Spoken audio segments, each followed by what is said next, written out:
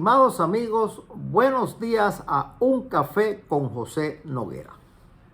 Hoy hablaremos sobre la economía de la India y sus retos. La política económica en India, después de la independencia, fue muy influenciada por su experiencia colonial vista por los líderes indios de naturaleza explotadora y por la exposición de ellos al llamado socialismo fabiano.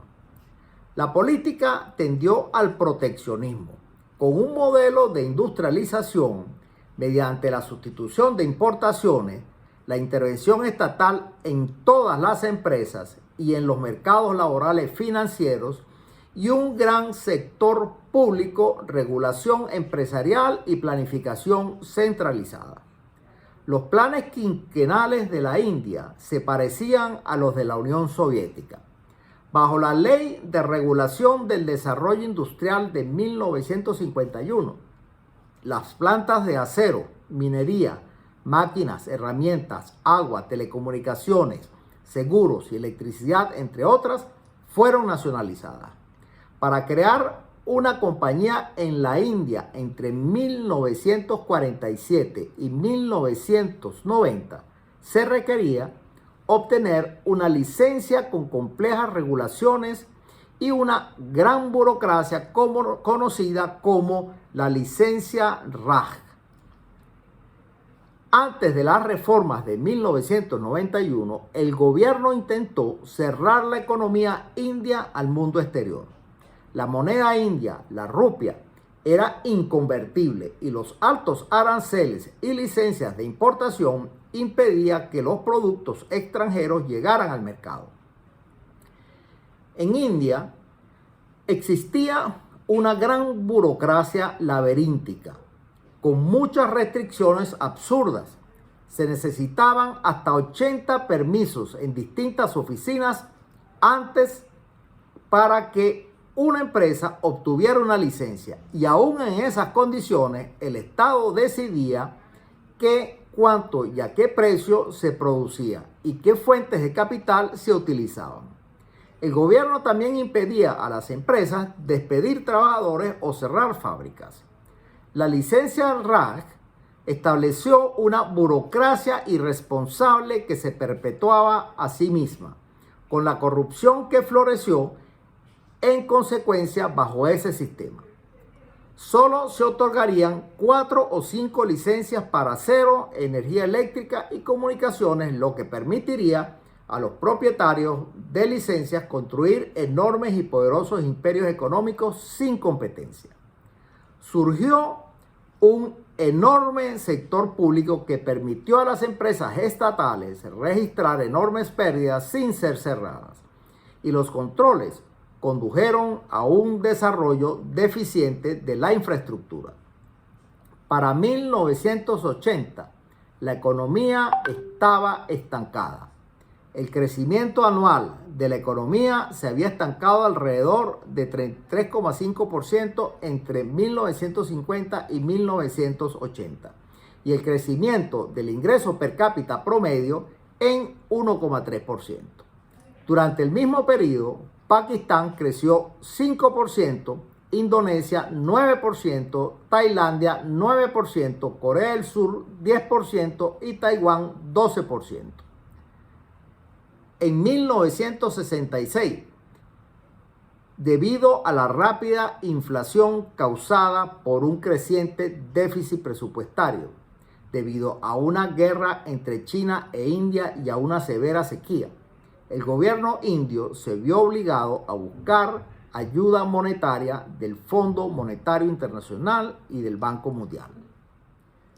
La presión de ambos organismos provocó un cambio hacia la liberalización económica. Se evaluó la rupia para combatir la inflación y abaratar las exportaciones y se abolió el antiguo sistema de aranceles y subsidios a la exportación. Sin embargo, una segunda mala cosecha y la subsiguiente recesión industrial ayudaron a impulsar la reacción política contra la liberalización, caracterizada por el resentimiento por la participación extranjera en la economía india y el temor de que pudiera indicar un cambio más amplio de las políticas socialistas. Como resultado, se reintrodujeron las restricciones comerciales y en 1968 se estableció una junta de inversiones extranjeras para examinar a las empresas que invertían en India con más de 40% de participación del capital extranjero. Cuando se hizo evidente de que la economía india se estaba quedando atrás de sus vecinos del este y del sureste asiático, los gobiernos de Indira Gandhi y posteriormente Rajiv Gandhi comenzaron a buscar la liberalización económica. Los gobiernos relajaron las restricciones sobre la creación de empresas y los controles de importación, al mismo tiempo que promovieron el crecimiento de las industrias de telecomunicaciones y software. Las reformas en curso condujeron a un aumento en la tasa de crecimiento del PIB promedio del 2,9% en la década de 1970 al 5,6%, aunque no solucionaron problemas sistémicos como la licencia Raj. A pesar del sueño de Rajiv Gandhi de reformas más sistémicas, el escándalo Bofors, un gran escándalo político sobre un contrato de armas entre India y Suecia en los 80 y los 90, que involucró a Rajiv Gandhi y miembros de los gobiernos de India y Suecia que fueron acusados de recibir sobornos del banco Bofors AB para ganar una licitación. El escándalo empañó la reputación del gobierno de Gandhi e impidió sus esfuerzos de liberalización. Para 1991, la India todavía tenía un tipo de cambio fijo con la rupia vinculada a una canasta de monedas. India comenzó a tener problemas de balanza de pagos en 1985 y a fines de 1990 el Estado atravesaba una grave crisis económica estando al borde del incumplimiento. El Banco Central había rechazado nuevos créditos y la reserva de divisas apenas podía financiar las importaciones de 3 semanas. El colapso del gobierno de Chandrasekhar en medio de una crisis económica y el asesinato de Rajiv Gandhi condujeron a un nuevo gobierno encabezado por Narasimha Rao, quien selecciona a Amar Nath Verma como secretario principal y a Manmohan Singh como ministro de Finanzas y les brinda un apoyo total para hacer lo necesario para resolver la crisis. Verma ayudó a redactar la nueva política industrial junto con el asesor económico principal Rakesh Mohan, un plan para fomentar la industria india en 5 puntos. Primero, se abolió la licencia Raj para todas las industrias excepto para 18 industrias que se consideraban estratégicas y de seguridad, de razones sociales y de cuestiones ambientales primordiales. Para incentivar la inversión extranjera, se estableció un plan para preaprobar todas las inversiones con hasta un 51% de participación de capital extranjero, permitiendo a las empresas extranjeras traer tecnología moderna para el desarrollo industrial. Para incentivar aún más el avance tecnológico, se desechó la política de aprobación gubernamental de acuerdos de tecnología extranjera. Cuarto, se propuso desmantelar los monopolios públicos mediante acciones flotantes de empresas del sector público, limitando el crecimiento del sector público a la infraestructura esencial bienes y servicios, exploración de minerales y manufacturas de defensa. Finalmente, se descartó el concepto de una empresa MRTP, donde las empresas cuyos activos superaban cierto valor se le colocaban bajo la supervisión del gobierno. Mientras el ministro de Finanzas, Manmohan Singh, trabajó en un nuevo presupuesto, cuya principal preocupación era controlar el déficit fiscal, para lo cual redujo el gasto del gobierno parcialmente mediante la desinversión en empresas del sector público, acompañado de una reducción de los subsidios a los fertilizantes y la abolición de un subsidio al azúcar. Se abordó la escasez de reservas de divisas con una devaluación del 19% de la rupia con respecto al dólar estadounidense, buscando abaratar las exportaciones y proporcionar las reservas de divisas necesarias. Como la devaluación encareció las importaciones de petróleo, Singh propuso bajar el precio del querosén para beneficiar a los más pobres que dependían de él, mientras aumentaba el precio del combustible y el petróleo para la industria.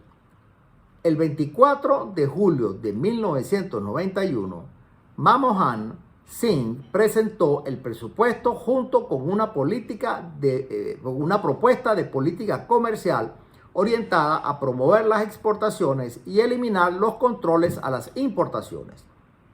En específico, propuso limitar las tasas arancelarias a un máximo de 150% y todas las demás tasas, reducir los impuestos especiales y abolir los subsidios a la exportación. En agosto de 1991, el gobernador del Banco de la Reserva de India estableció el Comité Narasimhan para recomendar cambios al sistema financiero. Las recomendaciones incluyeron reducir el requisito de reserva de 15 a 10% y el radio de liquidez reglamentario, un término sobre el porcentaje de reserva que los bancos comerciales deben mantener en forma de efectivo, reservas de oro, bonos y en el Banco de la Reserva Federal de India del 38,5% al 25%, permitiendo que el mercado y no el gobierno determinara las tasas de interés y colocando bancos bajo el control exclusivo del Banco de la Reserva Federal de India y reduciendo el número de bancos públicos. El gobierno aprobó algunas de estas sugerencias, incluida la reducción de los radios de liquidez, la liberalización de la tasa de interés, la flexibilización de las restricciones a los bancos privados y la autorización de los bancos para abrir sucursales sin permiso del gobierno. El 12 de noviembre de 1991, ante la solicitud del gobierno, el Banco Mundial otorga un préstamo de ajuste estructural a la India a través de dos de sus agencias. Un préstamo de 250 millones de dólares a 20 años del Banco Internacional de Reconstrucción y Fomento y un crédito de 183,8 derechos especiales de giro equivalente a 250 millones de dólares a 35 años de la Asociación Internacional de Fomento. El préstamo estaba destinado principalmente a apoyar el programa gubernamental de estabilización y reforma económica, en particular la desregulación, el aumento de la inversión extranjera directa, la liberalización del régimen comercial, la reforma de las tasas de interés interna, el fortalecimiento de los mercados de capital y la liquidación de empresas públicas. Como parte de un acuerdo de rescate con el Fondo Monetario Internacional, India se compromete a entregar 20 toneladas de oro al Union Bank de Suiza y 47 toneladas al Banco de Inglaterra y al Banco de Japón. Las reformas atrajeron un fuerte escrutinio por parte de los líderes de la oposición, quienes criticaron la nueva política industrial y el presupuesto de 1991 como presupuesto de comando del Fondo Monetario Internacional. y les preocupaba que retirarle el subsidio a los fertilizantes y el alza de los precios del petróleo dañaran a la clase baja y la clase media. Los críticos se burlaron de la devaluación por temor a que empeorara la inflación galopante que golpearía más a los más pobres sin a la vez arreglar el déficit comercial. Frente a la oposición voraz, el apoyo y la voluntad política del primer ministro fueron cruciales para llevar a cabo las reformas. A Rao se le conocía a menudo como Chanakya por su capacidad para dirigir una legislación económica y política estricta en el Parlamento mientras encabezaba un gobierno minoritario. La inversión extranjera en el país, incluida la inversión extranjera directa, la inversión de cartera y la inversión obtenida en los mercados de capitales internacionales, aumentó de 132 millones de dólares en 1991 a 5.300 millones de dólares en 1995. Después de las reformas, la esperanza de vida y las tasas de alfabetización continuaron aumentando aproximadamente al mismo ritmo que antes. Durante los primeros 10 años después de la reforma de 1991, el PIB también siguió aumentando aproximadamente al mismo ritmo que antes de la reforma. La liberalización no afectó por igual a todas las partes de la India. Los residentes urbanos se beneficiaron más que los rurales. Un análisis de los efectos de la liberalización en varios estados de la India encuentra que los estados con leyes laborales más favorables para los trabajadores experimentaron una expansión industrial más lenta que aquellos con leyes más favorables al empleador, ya que las industrias se movieron hacia estados con climas comerciales más amigables. En 1997 se hizo evidente que ninguna coalición de gobierno trataría de desmantelar la liberalización, aunque los gobiernos evitaron enfrentarse a grupos de presión poderosos como los sindicatos y los agricultores en temas polémicos como reformar las leyes laborales y reducir los subsidios agrícolas. A principios del siglo XXI, India había progresado hacia una economía de libre mercado, con una reducción sustancial del control estatal sobre la economía y una mayor liberalización financiera.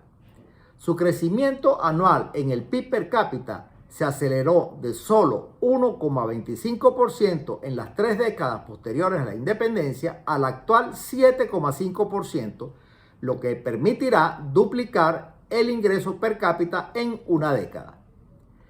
En el sector servicios, donde la regulación disminuyó significativamente, como las comunicaciones, los seguros, la administración de activos, las tecnologías de información y la producción ha crecido rápidamente. Las exportaciones de servicios de tecnología de la información son particularmente fuertes. El sector de infraestructura, como las telecomunicaciones y la aviación civil, se ha abierto a la competencia y el sector privado ha demostrado ser muy eficaz, con un crecimiento fenomenal. Los frutos de la liberalización alcanzaron su punto máximo en 2006, cuando la economía creció 9,6%, convirtiendo a la India en la segunda economía de crecimiento más rápido después de China. El crecimiento se desaceleró significativamente en el primer semestre de 2012, pero la economía se recuperó a un crecimiento de 7,3% en 2014-2015. Un informe de la Organización para la Cooperación y el Desarrollo Económico, la OCDE, afirma que la tasa de crecimiento promedio de 7,5% duplicaría el ingreso per cápita en una década y que más reformas acelerarían el paso. ¿Qué ha ocurrido más recientemente? El gobierno del Frente Unido intentó un presupuesto progresista que fomentaba más reformas, pero la crisis financiera de Asia de 1997 y la inestabilidad política crearon un estancamiento económico. La coalición Alianza Democrática Nacional sorprendió a muchos continuando las reformas cuando estuvo al frente de los asuntos de la India entre 1998 y 2004. El gobierno de coalición privatizó empresas estatales de bajo rendimiento, incluidos hoteles, empresas de comunicación, de automóviles y aeropuertos. La coalición también redujo los impuestos, el déficit fiscal y la deuda y aumentó las iniciativas de obras públicas. Hacia fines de 2011, el gobierno de coalición liderado por el Partido del Congreso introdujo el 51% de inversión extranjera directa en el sector minorista. Pero debido a la presión de otros partidos de la coalición y la oposición, la decisión fue revocada. Sin embargo, fue aprobado en diciembre de 2012. Un segundo gobierno de la Alianza Democrática Nacional abrió la industria del carbón con la aprobación del proyecto de ley de minas de carbón de 2015 y puso fin al monopolio del gobierno central de la India sobre la extracción de petróleo que existía desde la nacionalización en 1973 bajo control socialista. Esto ha abierto el camino para la inversión extranjera privada en el sector, ya que las filiales indias de empresas extranjeras tienen o pueden licitar por licencias de carbón, así como por la extracción comercial del carbón. Esto podría resultar en inversiones de miles de millones de dólares por parte de empresas mineras nacionales y extranjeras. La medida beneficiaba a la Coal India Limited, de propiedad estatal, que ahora puede tener margen de maniobra para incorporar tecnología y mejorar prácticas, al tiempo que abrir mejores perspectivas de futuro para millones de trabajadores mineros. En la sesión de 2016 para discutir el presupuesto en el Parlamento, el gobierno, dirigido por Narendra Modi, impulsó el Código de Insolvencia y Quiebra, que creó procesos de duración de 180 días para la resolución de casos de insolvencia de empresas y de particulares. Si no se puede resolver la insolvencia, los activos de los prestatarios podían venderse para reembolsar a los acreedores, lo que facilitó drásticamente el proceso de hacer negocios según los expertos. Muchos consideran la segunda reforma más importante en la India desde 1991, junto con la Ley de Impuesto Uniforme sobre Bienes y Servicios propuesta el 1 de julio de 2017. Esta ley fue aprobada 17 años después de que la legislación fuera propuesta por primera vez bajo el anterior gobierno de la Alianza Democrática Nacional, bajo la administración de Atal Bihari Vajpayee en 2000. Considerada como la reforma tributaria más grande de India en 70 años de independencia y la reforma general más importante en términos de facilidad para hacer negocios desde 1991. La ley reemplazó una gran cantidad de impuestos indirectos con una estructura tributaria unificada que demostró ser una remodelación espectacular de la economía.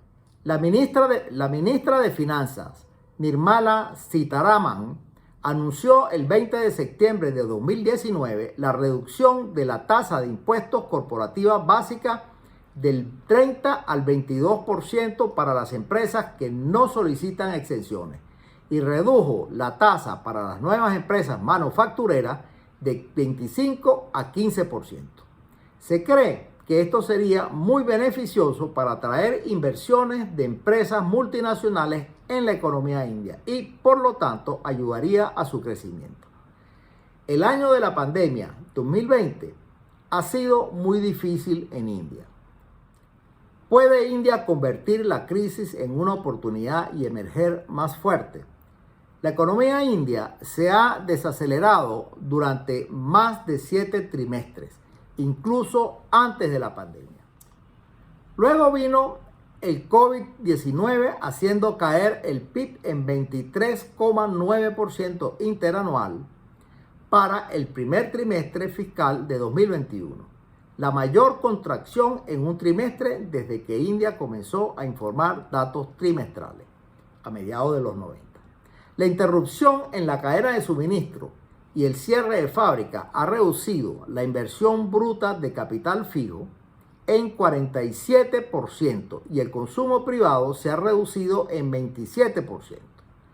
Las exportaciones se redujeron en 20% y las importaciones en 40%, principalmente debido a la caída de la demanda interna y los precios del petróleo. La recuperación dependerá de cuánto dure la pandemia. Cuando la pandemia termine, la economía mundial se reactivará, pero en ese momento el alto déficit y la deuda india pueden afectar la confianza de los inversionistas, lo que se podría traducir en salidas de capital, una depreciación, caída de las reservas, un aumento en la inflación por importaciones más caras, un mayor gasto del gobierno en intereses y por préstamos externos. Los legisladores deberán aumentar los impuestos y reducir el gasto de capital para frenar la inestabilidad económica. Pero con la adversidad también llegan las oportunidades. Y será importante entender las normas que emerjan y aprovechar las oportunidades. Los legisladores podrán tener una oportunidad para aumentar el gasto de capital e impulsar la productividad. India necesita ampliar significativamente su infraestructura física y social para competir con sus pares globales. El gasto en infraestructura y atención médica abordará el desafío de la incertidumbre de la demanda, generando empleo para los pocos calificados, mejorando el desempeño del sector privado y aumentando la actividad de las pequeñas y medianas empresas. El gobierno de la India ha anunciado uno de los proyectos de infraestructura más grandes y ambiciosos a principios de este año y está emprendiendo muchos proyectos planificados anteriormente y reviviendo algunos estancados. A largo plazo, el gobierno debe continuar las reformas para fortalecer la estructura institucional y mejorar la eficiencia y la transparencia. Al abordar los problemas relacionados con el medio ambiente y otras autorizaciones regulatorias, los procesos fiscales complicados, los desafíos laborales, las adquisiciones de tierra, etc., el gobierno puede atraer inversionistas que buscan formas alternativas para diversificar sus cadenas de suministro y reducir costos. Al mismo tiempo, las empresas podrían invertir en mejorar su base de habilidades y en oportunidades emergentes como la digitalización y la consolidación para mejorar la productividad y abordar nuevos mercados. India puede aprovechar su reputación en exportación de servicios para que sus empresas multinacionales racionalicen sus costos y diversifiquen el riesgo, y generar nuevas oportunidades de atraer centros internacionales globales, es decir, la prestación de servicios en lugares de bajo costo por la misma compañía que recibe los servicios. En ciertos sectores, como el farmacéutico y el automotriz, es posible que los centros internacionales globales asciendan con investigaciones e innovaciones más avanzadas. Con la incertidumbre en torno al COVID-19, la recuperación económica seguirá plagada de desafíos. Hasta aquí, mis estimados amigos, un café con José Noguera.